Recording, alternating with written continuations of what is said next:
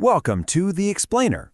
Okay, so you're getting ready for the IELTS listening test. You're in the perfect place. For the next few minutes, I'm going to be your personal tutor, and we're going to build the foundation you need to get a fantastic score. So, let's get straight to it. Our mission, your mission, is to aim for a band 8.0 or even higher. I know that might sound like a huge number, but trust me, it's totally possible when you have the right strategies. And it all starts right here. So here's our plan for today. We're going to look at your path to that band 8, break down the test itself, get familiar with all the different question types, load you up with a toolkit of strategies, and then set you on your mission to achieve your goal. Let's do this. All right, first things first, we need to really understand the challenge. Because if you want to master this test, you've got to know what it's actually designed to measure. See, this test isn't just about hearing English words. It's about understanding what they mean in context. It's testing if you can follow a normal, everyday chat, like booking a ticket, but also if you can follow a complex university lecture. It's all about simulating real life. Now, let's pull the test apart and see how it works. Think of this part as getting the blueprint to a building before you try to walk through it. When you know the rules of the game, it's so much easier to win. The whole thing is broken into 4 sections, and this is critical. You only get to hear the audio one time. No replays. And it's designed to get tougher as you go. Section 1 is like a gentle warm-up. Section 2 is a bit faster, like a jog. Section 3 gets more complex. That's your run. And Section 4?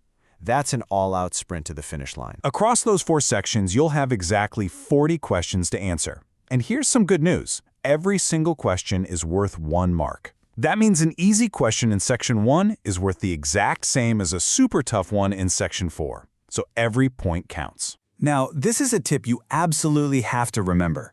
After all the audio is done, you get a golden 10 minutes. This is your transfer time. Don't just rush to copy your answers. Use this time wisely. Double-check your spelling. Make sure your grammar is right.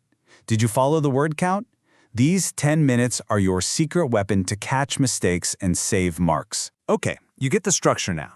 Let's move on. Now we need to look at the specific obstacles they'll throw at you. I mean, the different types of questions they use to see if you're really listening. To make it really simple, pretty much every question falls into one of 2 buckets.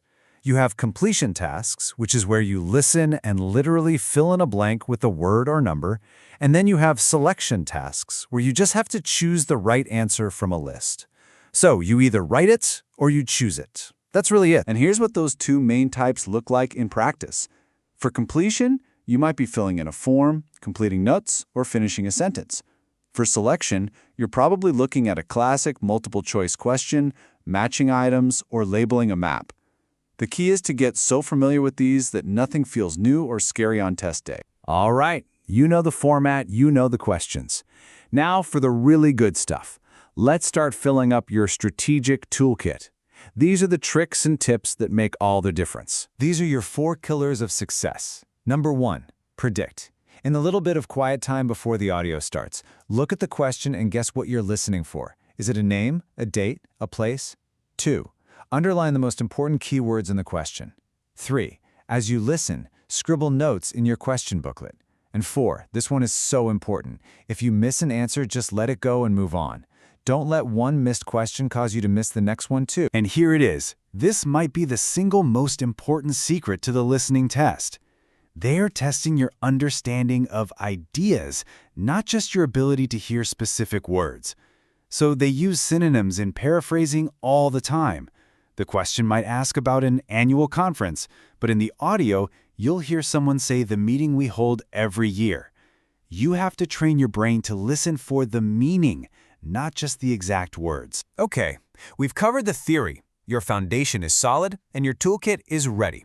So now we get to the most important part of all, your mission. It's time to actually put all of this into practice. This right here is your training cycle. Step 1, just get comfortable with the test using official practice materials.